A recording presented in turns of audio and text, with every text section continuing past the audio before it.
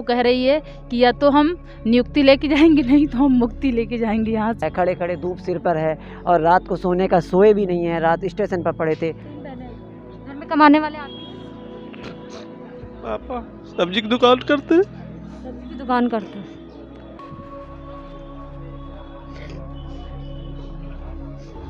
एक बच्चा है मैम। किस क्लास में? अगर वो आज बीमार हो जाए, 2 साल का है मैम, अगर वो बीमार हो जाए तो इतना पैसा नहीं कि मैं उसकी दवा करवा सकूं। हम बेरोजगार हैं, 2 साल से हम लोग बेरोजगार इतने हैं कि हमारे पास 1000 रुपया भी नहीं खाने के लिए। लेकिन हम लोग सरकार से मांग कर रहे हैं कि 22 सीट जोड़कर हम लोग योग अभ्यर्थियों को तो नियुक्ति दी जाए। आंसू इस तरह है कि आज मैं भी अपने आप को रोक नहीं पा रही हूँ इस वजह से, क्योंकि इतनी ज़्यादा परेशानी है, चाहे वो घर हो चाहे अभ्यर्थी हो। अपने घर में 2 छोटी छोटी बच्चियों को छोड़कर यहाँ से आए जी महाराजगंज। क्योंकि जिससे यही गुजारिश करूंगा किसी भी तरीके से 22,000 सीटों को ऐड कर दीजिए, क्योंकि मेरी बहुत सारी उम्मीदें जुड़ी हुई हैं, मेरे परिवार की भी, मेरे भाई बहनों की, मेरे रिश्तेदारों की भी। सब मेरे ऊपर उंगलियां उठाते हैं।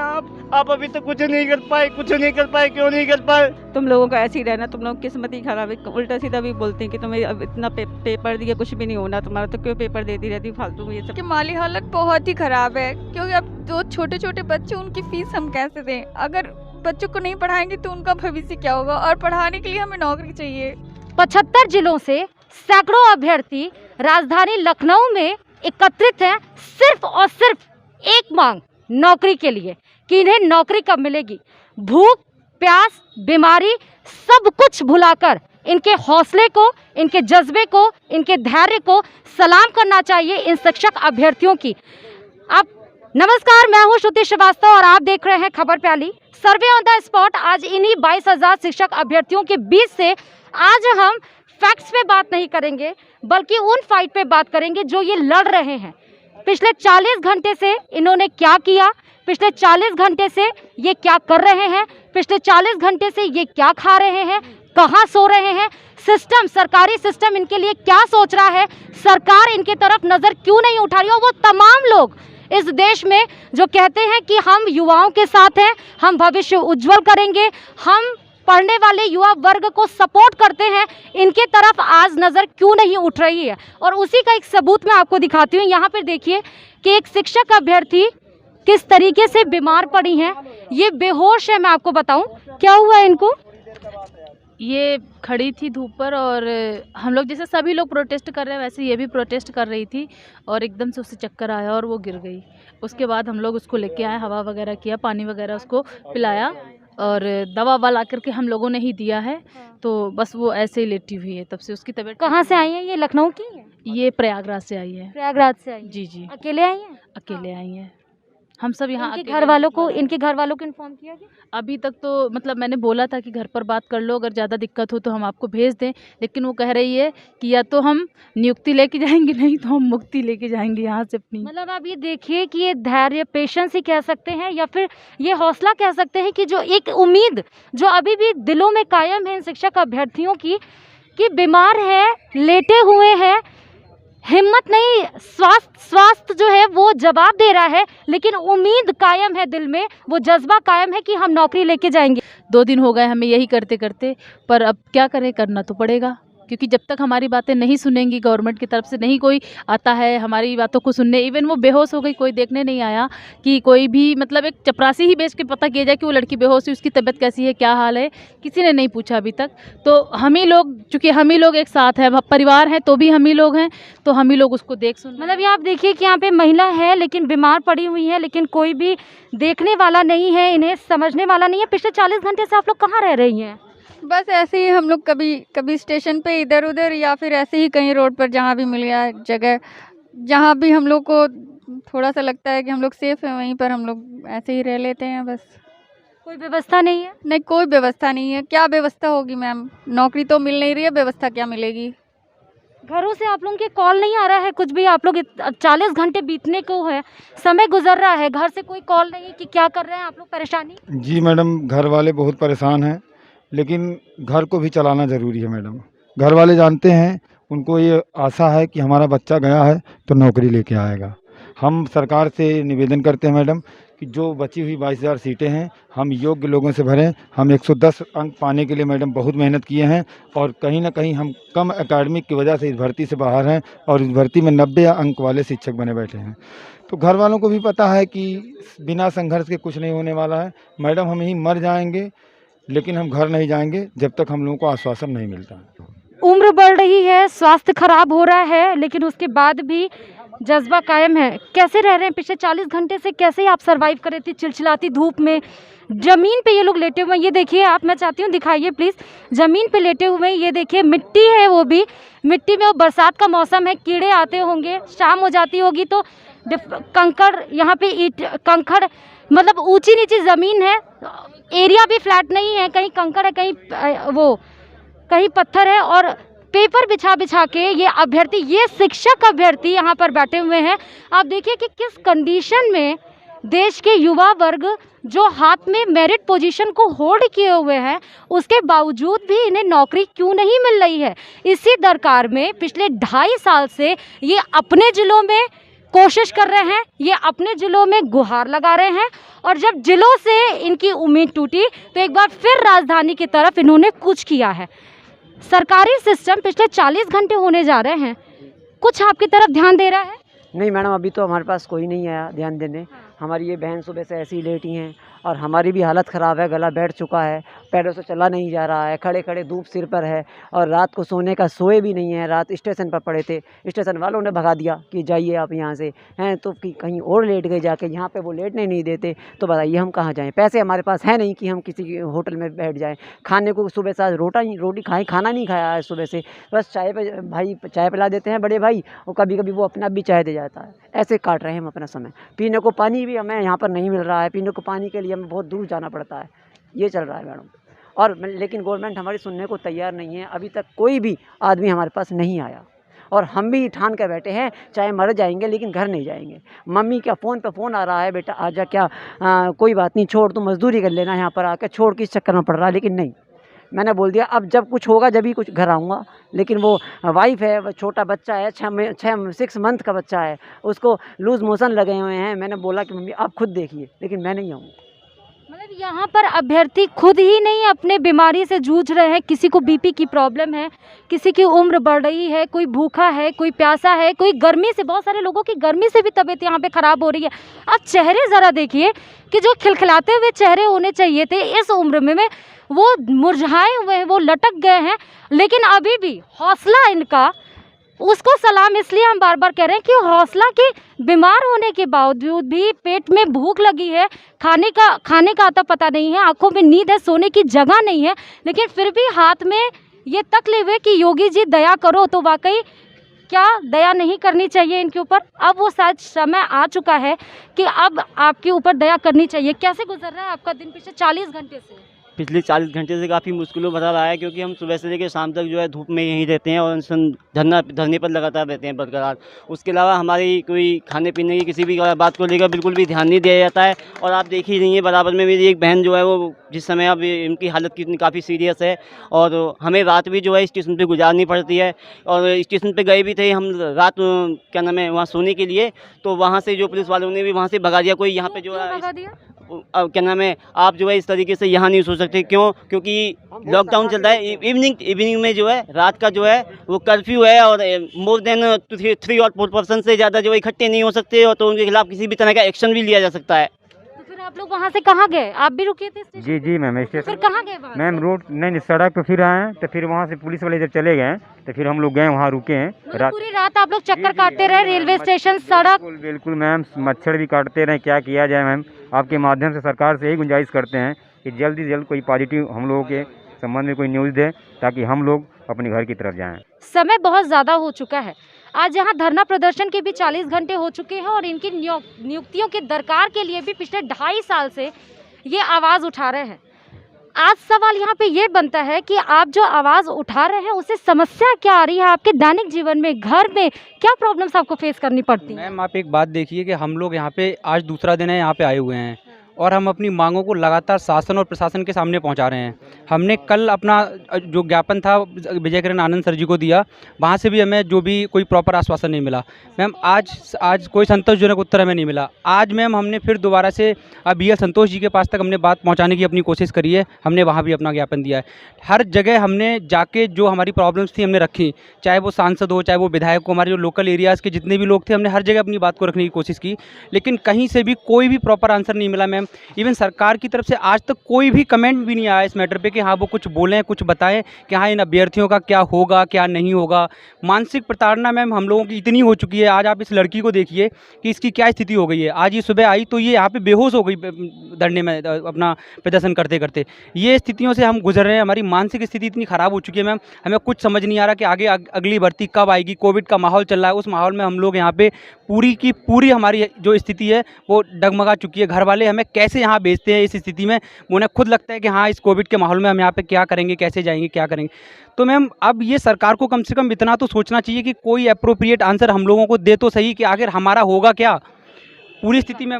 ठीक बात है, सरकारी सिस्टम क्या जवाब दे रहा है? वो आपको क्या लगता है कि क्यों जो नियुक्तियां होनी चाहिए थी, जो कोर्ट की तरफ से ऑर्डर आया था, वो सरकार नियुक्तियां क्यों नहीं दे रही है? क्या दिक्कत आ रही होगी? सरकार कहती है कि हमारे पास बजट नहीं है, लेकिन जब इसका पूरा मतलब सीटें जब लागू कर चुकी है, पास कर चुकी है 22,000 सीटें, तो उसका बजट तो पहले ही पास हो चुका है, लेकिन फिर बजट क्यों नहीं है? कहाँ से आए आप? अमेठी से। अमेठी से। घर में कौन कौन है आपके? मम्मी पापा 3 बहन। 3 बहनें। घर में कमाने वाले आती हैं? पापा सब्जी की दुकान करते हैं। सब्जी की दुकान करते हैं।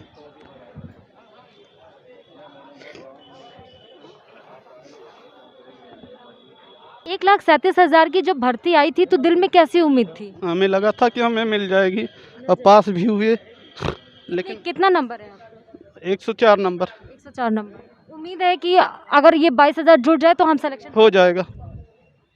और जब ये सिलेक्शन पे रोक लगा तब क्या हुआ?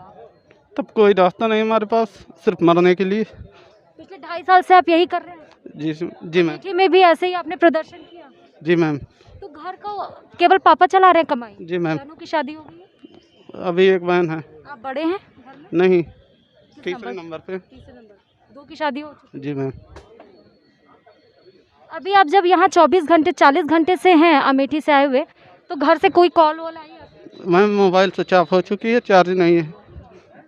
चार्ज क्यों नहीं है मोबाइल? कहीं सुविधा ही नहीं है। यहाँ मोबाइल चार्ज करने की कोई सुविधा नहीं है? आप सबके मोबाइल डिस्चार्ज है?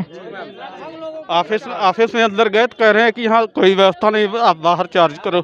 जितने धरने प्रदर्शन यहाँ पे हो रहे हैं उसका सिर्फ सबका एक ही सलूशन है, 22,000 सीट। 22,000 सीट ऐड हो जाए, अभी 69,000 के जितने भी मामले हैं वो सब साफ हो जाएंगे। और ये बात आप लोगों को समझ में आ रही है? योग्य होने के बाद भी अभी आप जॉब नहीं पाए हुए, ये अधिकारी जितने पढ़े लिखे बैठे हुए हैं, क्या उनको ये बात नहीं समझ में आ रही? अब यही तो नहीं समझ पा रहे हैं। अगर अधिकारी चाहते तो इतने तरीके के मैटर आज हमारे भाई की आंखों में आंसू ना आते। इस तरीके से हम लोग 500 किलोमीटर दूर से आके यहाँ पड़े हुए हैं। कैसे ऐसे कैसे चलेगा? धरना पे धरना देते जाएंगे आप। पिछले 2.5 साल से आज भी धरना दे रहे हैं, कोई सुनवाई नहीं, कोई आके आपके हालातों की पूछने की कोशिश जहमत भी नहीं उठा रहे। मैम हम लोग 4 दिन से भूखे प्यासे यहाँ हैं। हम लोगों की हालत ये हो गई है कि एक एक बंदा करके बीमार होता जा रहा है, उल्टियाँ हो रही हैं, डिहाइड्रेशन हो रहा है, क्योंकि यहाँ पानी तक की व्यवस्था नहीं है। ठीक है मैम, 110 115 लाने के बाद भी हम लोग लाचार खड़े हैं। अगली भर्ती आएगी, घर वाले पैसे देंगे कि हम फॉर्म डाल सके या ना डाल सके, ओवर एज हो जाएंगे, बीवी बच्चों का पेट पालना मुश्किल हो रहा है। आगे हम लोग क्या करेंगे ये खुद ही नहीं पता है। आगे हम लोग आत्मदाह कर लें या अपने बीवी बच्चों के सामने नाकारे साबित हो जाए, उसके आगे जीने की इच्छा कोई नहीं रह गई। बच्चे कितने बच्चे हैं आपके? एक बच्चा है मैम। किस क्लास में? अगर वो आज बीमार हो जाए, 2 साल का है मैम, अगर वो बीमार हो जाए तो इतना पैसा नहीं कि मैं उसकी दवा करवा सकूं। किस तरह मैं इस धरने में रुका हूं मैं जानता हूं। रात भर इधर उधर पड़ा रहता हूं ताकि योगी जी से यही उम्मीद लगाता हूं कि 22,000 सीटें जुड़ जाएं। हम लोग योग्य शिक्षक जो कि अपनी योग्यता सिद्ध कर चुके हैं, मगर हमारे घर परिवार वाले हमारी योग्यता समझने को तैयार नहीं। वो भी हमें नाकारा समझते हैं। फॉर्म डालने के लिए पैसे मांगो तो सोचते हैं वो फ्रॉड कर रहा है। 115 मैम नंबर लाने के बाद भी अगर हम अयोग्य हैं तो आप हमें डिग्री क्यों देते हो? डिग्रियाँ बंद करो, आप हमें गोली मरवा दो, उससे अच्छा और कुछ नहीं होगा। हमने बीटीसी की और हमारी वाइफ ने की, लगभग 2.5-3 लाख रुपए खर्चा कर दिए मैम। उसका क्या मतलब रह गया जब हम अपनी बीवी बच्चे का परिवार का पालन पोषण न कर सकें? कोई मतलब रह जाता? 2.5 साल से आप कोई जॉब कोई नौकरी कर मैम प्राइवेट जॉब कर रहे थे, वो भी कोविड काल में छीन गई। ये तो कहिए घर वालों के एहसान पे जिंदा हैं, वो भी कैसे जिंदा हैं? अब शर्म भी आना बंद हो गई। जूते खा लें वो भी ठीक है, मगर नौकरी दे दें, कुछ भी कर लें। सर हमको यहाँ 2-4 लोग हैं, अगर मारना चाहे वो भी कर सकती है, मार के अगर हमारे भाई बहनों को नौकरी देती है तो दे दे। मरने और मार खाने के लिए तैयार हैं, लेकिन नौकरी लेकर ही जाएंगे, यही उम्मीद वाले में। हाँ मैं योगी सरकार से यही चाहता हूँ कि हम जो योग अभ्यर्थी हैं उनके साथ न्याय किया जाए। हम 2 दिन से यहाँ पे पड़े हुए हैं, हम बेरोजगार हैं। 2 साल से हम लोग बेरोजगार इतने हैं कि हमारे पास 1000 रुपया भी नहीं खाने के लिए, लेकिन हम लोग सरकार से मांग कर रहे हैं कि 22,000 सीट जोड़कर हम लोग योग अभ्यर्थियों को तो नियुक्ति दी जाए। हम लोग कहाँ से अयोग्य हैं? आप बताइए, आपने 60-65 करोड़ पे आपने रखा, हम लोग वो भी पास किया और उसके बाद हमारे 105-110 नंबर पाकर भी हम योग्य हैं। और आप तो योग्यता के मंच पे आपने बोला कि हमारे पास योग अभ्यर्थी नहीं है, पर 1,37,000 सीटें हैं। अब आप बताइए, 1,37,000 आपके पास सीटें हैं, उसमें 22,000 सीटें खाली पड़ी हुई हैं, तो हम योग अभ्यर्थी हैं। आपने तो कहा था कि योग्यता कैसे प्रदर्शन करें आपके सामने? हम लोग क्या दोबारा फॉर्म भरें? हमारे पास पैसे नहीं है खाने के लिए, हम पैसे कहाँ से लाएं? अपने माँ बाप के सामने हाथ बताते हैं बार बार कि हमें पैसे दे दिए, हम कहाँ से लाएं? हम योगी सरकार से बस यही प्रार्थना करना चाहते हैं, महाराज योगी बाबा हम सभी योग अभ्यर्थी को साथ दीजिए। हम लोग कहाँ से अपनी ज़िंदगी गुजर बसर करेंगे? हम लोग क्यों घर से ये कह भेजा है, अगर तुम नौकरी नहीं ला सके तो वही अपने कुछ काम करना। हम कहाँ जाएं बताओ सरकार? हम योगी बाबा आप कहाँ से पैसे लाए अपने परिवार के लिए? हम बताओ, आपने कहा था कि हम आपको योग्यता के पक्ष में आप योग्य, अब हमें तो बताओ, हमने 105 नंबर लाए तो हमारा क्या गुनाह है इसमें? कहाँ से आप योग्य चाहते हैं? कहाँ से लाएंगे? क्या हम दोबारा परीक्षा दें तब योग्य घोषित होंगे? अब आपने तो कहा कि योग चाहिए, और कहाँ से योग आएंगे बताओ? 150 में से 150 नंबर लाए क्या? हमारे 105 नंबर है, आपने 90-97 लगाए कट ऑफ, उससे तो ज़्यादा ही है सर। अब मेरी कट ऑफ जो मेरिट जो है एकेडमिक, अगर आपके सरकार में जो हमने सन 2004-2005 में हाई स्कूल इंटर किया तो हमारे cut off academic cut off कम है, उसमें हमारी क्या गलती है? लेकिन मेरे सुपर 10 में 105 नंबर है, फिर भी हम योग्य नहीं है। अब बताओ, आप लोग जो है कुर्सी में बैठे हुए हैं कि आपको कहाँ से योग चाहिए? आप योग्यता का अगर सम्मान करते हैं तो 22,000 सीट 69,000 में जोड़कर हम सभी योग अभ्यर्थी को नियुक्ति जल्द से जल्द दे, और कल शाम तक जियो 22,000 जोड़ने का दे दे। हम आपसे यही विनती करते हैं योगी बाबा, आपकी सरकार हम आपके पक्ष में है, हम आपके साथ हैं। 22,000 सीट दे दो और 22,000 का चुनाव जीत लो, हम यही चाहते हैं आप। और यहाँ पे सिर्फ एक शख्स नहीं है जिसके आंखों में आंसू है। आंसू इस तरह है कि आज मैं भी अपने आप को रोक नहीं पा रही हूँ इस वजह से, क्योंकि इतनी ज़्यादा परेशानी है, चाहे वो घर हो चाहे अभ्यर्थी हो, कि आप अगर इनके बीच खड़े हो के अगर रिपोर्टिंग करेंगे तो आप सच में आपको समझ में आएगी कि इनकी दिक्कतें कितनी ज़्यादा है। जिसके पास पैसे ना हो और उसे भूख लगी हो, वो सिर्फ देख के रह जाएगा कि वो कैसे जाके खाना खाए। जिसके आंखों में नींद हो, वो कंकड़ पत्थर पे कैसे सोएगा, आप अंदाज़ा भी नहीं लगा सकते इनके बीच में आके खड़े होके। और सिर्फ एक अभ्यर्थी नहीं, हर एक अभ्यर्थी की आंखों में आंसू है। क्यों रो रहे हैं? क्या हो गया इसमें?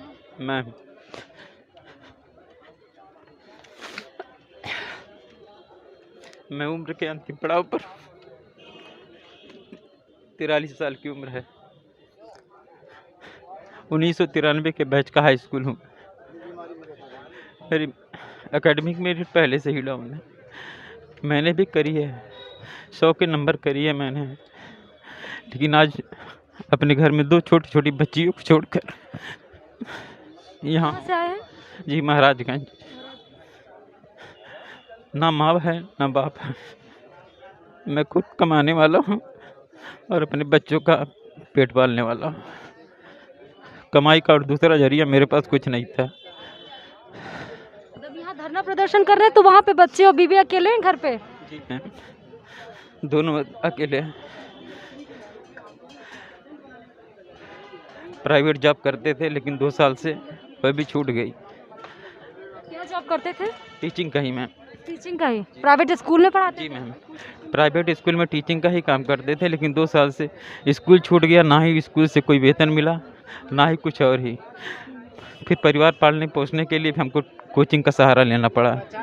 लेकिन मैं 16 अप्रैल से ही पॉजिटिव हो गया था। Covid positive? उसके लिए मैं सिद्धार्थ नगर में एडमिट हुआ और आज तक अभी घर नहीं गया हूँ 75 दिन से।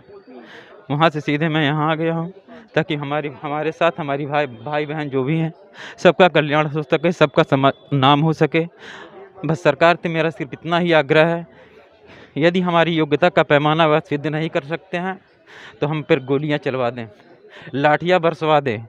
अगर हमारी योग्यता का पैमाना सही है तो हमें 22,000 सीटें देकर हमारे ऊपर उपकार करें, एहसान करें, हमें जीने का एक सही मौका दें। अब मैं क्या करूं, 100 लोग हैं, 100 बातें। मेरे ऊपर इतना प्रेशर है जिसे मैं जानता हूं। इस समय में जिस समय मैं यहाँ से कल धरने में आया हूं, मैं घर पर बता के भी नहीं आया किसी को। मैं वहाँ जा रहा हूँ और गिनती के गिने चुने ही पैसे से मैं यहाँ पे आया हूँ और मुझे ये तक नहीं समझ में आ रहा है कि मैं पता नहीं मैं निकल चुका हूँ लेकिन मैं पहुँचूँगा कहाँ तक, देखने की बात है। लेकिन चूँकि मैं अपने घर वालों की सारी उम्मीदों से जुड़ा हुआ हूँ तो पॉजिटिवली लेके चलना पड़ता है, क्योंकि मेरे पीछे भी और लोग हैं। ठीक है, ज़रूरी है हर हालात में, हालात कैसे भी हों लेकिन करना तो पड़ेगा। तो मैं योगी जी से यही गुजारिश करूंगा किसी भी तरीके से 22,000 सीटों को ऐड कर दीजिए, क्योंकि मेरी बहुत सारी उम्मीदें जुड़ी हुई हैं। मेरे परिवार की भी, मेरे भाई बहनों की, मेरे रिश्तेदारों की भी, सब मेरे ऊपर उंगलियां उठाते हैं। आप अभी तक कुछ नहीं कर पाए, क्यों नहीं कर पाए? मैं किसी को जवाब नहीं दे पाता हूँ। सुपर टेट में 100 नंबर लाने के बाद भी मेरा ये हाल है, मैं किसी से बात नहीं कर पाता हूँ। गली से निकलता हूँ तो कोई सब लोग देखते हैं फेलियर जा रहा है, बताओ इसका नंबर नहीं आया और उनका आज 90 नंबर वाला नौकरी कर रहा है, 100 वाला बाहर है, 105 वाला, 110 वाला बाहर है। इसमें मेरी क्या गलती है बताओ? नारी सशक्तिकरण की हमारे देश में बात होती है। नारी सशक्त हुई है कि आज अपने घर को छोड़ के, अपने परिवार को छोड़ के, अपने बच्चों को छोड़ के, कौन कैसे खा पी रहा होगा, कौन कैसे कहाँ जा रहा होगा, उन सारी बातों को दरकिनार करके नारी सशक्त ये हो गई है कि आज आके यहाँ खुले आसमान के नीचे धरना दे रही है। कहाँ से आए हो आप? मैं इटावा से आई हूँ। कहाँ से? इटावा से। इटावा से। किस उम्मीद में आई हैं कि पूरा हो जाएगा उम्मीद इस बार? सोच के तो यही आए हैं। पिछले 40 घंटे से आप यहीं पे हो? हाँ जी, यहीं पे हैं। घर परिवार में कौन कौन है आपके? मैं हूँ, मेरे हस्बैंड है और मेरे सास ससुर हैं। 4 लोग हैं हम दोनों। 4 लोग? हाँ जी। तो जब आप घर से निकल रही थी एक बार फिर से यहाँ पे धरना देने के लिए, ऑब्जेक्शन नहीं हुआ? बहुत ऑब्जेक्शन हुआ। मम्मी पापा तो भेजने के लिए रेडी नहीं हुए। वो तो हम लोग बहुत मुश्किल से आए। उन्होंने कहा नहीं जाना है, किसी कुछ भी नहीं करना तुम्हें, तुम लोगों को ऐसे ही रहना, तुम लोग किस्मत ही खराब है। उल्टा सीधा भी बोलते हैं कि तुम्हें अब इतना पेपर दिए कुछ भी नहीं होना तुम्हारा, तो क्यों पेपर देती रहती हो फालतू, ये सब रुपये पैसे बर्बाद करती रहती हो। बहुत उल्टा सीधा बोलती हैं वो। अकेले आई हैं? नहीं, मेरे हस्बैंड भी आए हैं। यहाँ पर ये लेके खड़ी हैं 22,000 पद खाली है, फिर भी 60-65 उत्तीर्ण योग्य अभ्यर्थियों के हाथ खाली हैं। अब आप सोचिए कि हाथ खाली होता है तो हाथ को मजबूती देने के लिए हम नौकरी की आस लगाते हैं, हम उसके लिए प्रयास करते हैं और नौकरी मिले तो हमारे हाथों की मजबूती इसीलिए आती है कि हमारे हाथ में पैसे आए। लेकिन जब वो पैसे ही गायब हो तो हाथों की मजबूती कैसे होगी? कुछ नहीं मैम, हम लोग के परिवार की माली हालत बहुत ही ख़राब है, क्योंकि अब 2 छोटे छोटे बच्चे, उनकी फ़ीस हम कैसे दें? अगर बच्चों को नहीं पढ़ाएंगे तो उनका भविष्य क्या होगा? और पढ़ाने के लिए हमें नौकरी चाहिए। खुद इतना हम लोग पढ़े हैं, इतना पढ़ के 105 नंबर ले आया मैंने, और अब 105 नंबर के बाद भी नौकरी नहीं मिल रही है। 22,000 सीटें हैं, फिर भी सरकार पता नहीं क्यों हम लोग को नहीं देना चाहती है। हम लोग अब अपने बच्चों के भरण पोषण कैसे करेंगे? 2 बच्चे हैं, उनको पड़ोसी के पास छोड़ के आए हैं। धरने में नहीं जाएंगे तो और पता नहीं है, सरकार तो सुनना ही नहीं चाहती। धरने में अपने बच्चों को पड़ोसी के पास क्यों? क्योंकि घर में कोई है नहीं देखने के लिए बच्चों को। आपके पति? मेरे पति भी साथ आए हैं, क्योंकि मैं इतना दूर अकेले नहीं आ कहाँ सकती। से आए हो आप? कहाँ से आए हो? मैम मैं आजमगढ़ से आई हूँ। क्या क्या हालत होती है जब इस तरह आप प्रदर्शन करती हैं और आपकी उम्मीदों पर पानी फिर जाता है? मैम बहुत डिसअपॉइंटेड हूँ। मैं कानपुर से आई हूँ। मैम बीएड अभ्यर्थियों को 7 साल बाद मौका मिला है और मैम हम लोगों ने जी तोड़ मेहनत भी की थी, लेकिन मैम सिर्फ एकेडमिक गुणांक की वजह से हमको बाहर किया जा रहा है, जबकि हम 107, 108, 110 नंबर से क्वालिफाई हुए हैं। और मैम ये अंतिम अवसर चल रहा है हम लोगों के लिए। उम्र भी बाउंड्री लाइन को क्रॉस कर रही है, इसके बाद भी गवर्नमेंट हमारी बात को सुनने को तैयार नहीं है। हम सब बीजेपी के समय के हाई स्कूल इंटर BA किए हुए हैं। उस समय तक एकेडमिक में इतना नंबर नहीं मिलता था। मैम आप सब भी जानते होंगे उस समय की एकेडमिक का स्केलिंग अगर आप देखेंगे तो इस समय से बिल्कुल डिफर है। हम मैम एग्ज़ाम में नंबर पास हो सकते हैं, पास होने से 5, 10, 15, 20 नंबर ज़्यादा ला सकते हैं, लेकिन मैम हम अपनी एकेडमिक नहीं बदल सकते हैं। वो जो हो गया है वो हो गया है मैम। और जब हमने आपके मानक से भी ज़्यादा नंबर ला के अपनी योग्यता दिखा दी, फिर आखिर क्या समस्या है कि 1,37,000 पद क्यों नहीं भर रही सरकार? जो 6 महीने में भरने थे वो 4 साल हो गए, वो पद क्यों नहीं भरे जा रहे? मैम सब अपनी अपनी तरफ से परेशान है, किसी न किसी को कोई न कोई पर्सनल समस्या मैम सबको है। कैसे सर्वाइवल हो रहा है? कैसे रह रहे हैं इतने दिनों से? मैम हम कैसे रह रहे हैं, हम योग्य अभ्यर्थियों के लिए बेरोजगारी नासूर बन गई है। मैं घर का सबसे बड़ा ही लड़का हूँ। मेरे 2 छोटे भाई हैं, बीवी और बच्चे हैं। पापा को बहुत उम्मीदें थी। मैंने 12-14 साल बाद पढ़ाई की है। 22 साल पहले हाई स्कूल इंटर किया था। नंबर सुपर टेट में सही आए हैं, 105 नंबर, लेकिन उसके बाद भी कोई नियुक्ति वगैरह नहीं मिली है। तो आपकी तबीयत खराब है क्या? नहीं, तबीयत अब 2 दिन से ऐसी पड़ी हुई है गर्मी में। 500 का नोट किसी पड़ोसी से लेकर के आए थे किराए के लिए। 500 रुपए के? हाँ, कहाँ से आए हैं? आगरा से आए हैं मैडम। क्या बोला जाता है घरों में? कैसे कैसे किस तरीके की मानसिक प्रताड़ना आप लोग झेल रहे हैं? ये हम बता नहीं सकते कि किस तरह की हमें मानसिक प्रताड़ना झेलनी पड़ती है, लेकिन समाज में आदमी हमें जो है एक दूसरे से मिलता है। अब मैं डिस्ट्रिक्ट फिरोजाबाद से यहाँ पर आया हूँ और मेरे परिवार की हैसियत इतनी अच्छी नहीं है, क्योंकि उन लोगों ने इधर उधर से पैसे करके मेरे को दिए। पहले तो वो मना कर रहे थे, क्योंकि कोविड में यहाँ लखनऊ में बहुत सारे केसेस आए, काफ़ी सारी डेथ हुई, तो परिवार के लोगों ने मना किया कि नौकरी नहीं, कोई बात नहीं, मत जाओ। लेकिन मैं नहीं माना, मैंने कहा नौकरी चाहिए, हम योग्य हैं, सरकार से लड़ेंगे और अपनी वेदना सरकार को बताएंगे। आपने बीएड किया तो अभी भी उसका पैसा परिवार वाले ढो रहे हैं मतलब? मैं खुद भी एक जॉब करता था छोटी सी, तभी मन में विचार आया कि चलो बीएड कर लेते हैं। तो उस समय करीब 55,000 रुपये फ़ीस थी, तो वो पैसा आज तक मेरा परिवार ढो रहा है, बस एक इस उम्मीद में कि लड़का कुछ करेगा और हमारी उम्मीदों पर खरा उतरेगा, हमारी भी ज़रूरतों को पूरा करेगा, क्योंकि घर में मैं सबसे बड़ा हूँ। कितने ऐसे माँ बाप हैं मैम कि वो उन्हें लगता था कि मेरे बेटे की नौकरी आज लगने वाली, कल वेटिंग लिस्ट होने की वजह से लोगों की उस वजह में सिधार गए। वो तो चलो मैम एक अलग इशू था। अब सरकार के पास मैम सबसे बड़ी बात मैं समझता हूँ कि हाँ, उनके पास भी मौका है और हमारे पास भी मौका है। अगर वो 22,000 सीटों को ऐड कर देते हैं तो उनके सामने भी ऐसी बात नहीं, प्रॉब्लम्स नहीं है, बहुत सारी प्रॉब्लम्स है कि आरक्षण को किस तरीके से सेटल करना है, हम लोगों को किस तरीके से सेटल करना है। जितनी भी सारी समस्याएं सरकार की हैं वो भी इसी तरीके से मैम सॉल्व हो सकती है कि 22,000 सीटें जोड़ो, जितने भी आरक्षण वाले मुद्दे वो सारे ऑटोमेटिक सॉर्ट आउट हो जाएंगे मैम। जितने भी बच्चे ये जो 110, 105, 100 नंबर जो ला के बैठे हुए हैं उनकी भी सारी की सारी प्रॉब्लम मैम ऑटोमेटिक सॉल्व हो जाएंगी। हमने 12-12 घंटे मतलब जब जिस समय टीटी का पेपर आया था उसके बाद 12-12 घंटे मैंने पढ़ाई की थी। उसके बाद मैंने सरकार के द्वारा निर्धारित किए गए कट ऑफ को पार भी किया 105 नंबर लाके, और हमारी एकेडमिक गुणांक कम होने की वजह से आज हम बाहर हैं और हम समाज के और घर वालों के मानसिक प्रताड़ना आज हम सह रहे हैं। हमारी ऐसी दशा है कि हम घर में दुबक के बैठते हैं, हम किसी से नज़रों से नहीं मिला सकते, क्योंकि 90-97 क्वालिफाई केवल आज नौकरी कर रहा है और हम घर में बैठे दुबक के एक अपनी ज़िंदगी जी रहे हैं। घर में तो माँ बाप तो नकारा समझते ही हैं, अब पत्नी भी नकारा समझ रही हैं, जो छोटे छोटे बच्चे हैं वो भी नकारा समझते हैं। वो समझते हैं कि अब ये क्यों वहीं पढ़ रहे हैं, इनके पढ़ने का क्या औचित्य है, जबकि वो समझते नहीं कि हम लोग इतने मेरिटोरियस होते हुए भी कुछ भी मतलब होते हुए भी नहीं कुछ कर पा रहे हैं। तो ये समझ रहे हैं कि ये सब समय बिता रहे हैं बस खाली।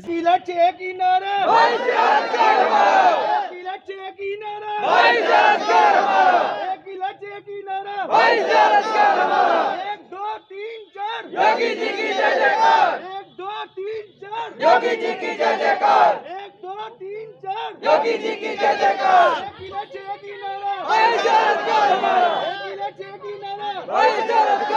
कि उम्र बढ़ने की परेशानी है, किसी के परिवार में दिक्कत है, कोई बीमार है, कोई घर में दुबका इसलिए बैठा है कि उनसे लोग सवाल ना पूछे कि वो योग्य थे, वो पढ़ने में अच्छे थे, तो नौकरी क्यों नहीं मिली। लेकिन फिर भी 75 जिलों से आए हुए अभ्यर्थियों के नज़र में, दिल में, दिमाग में सिर्फ एक उम्मीद है कि उन्हें नौकरी मिलेगी और उन्हें नौकरी मिलनी ही चाहिए। उम्मीद सिर्फ यही है कि हम यहाँ से नौकरी लेकर ही जाएंगे। किसी और खबर के साथ, किसी और मुद्दे के साथ आपके बीच हाजिर होंगे। तब तक देखते रहिए खबर प्याली।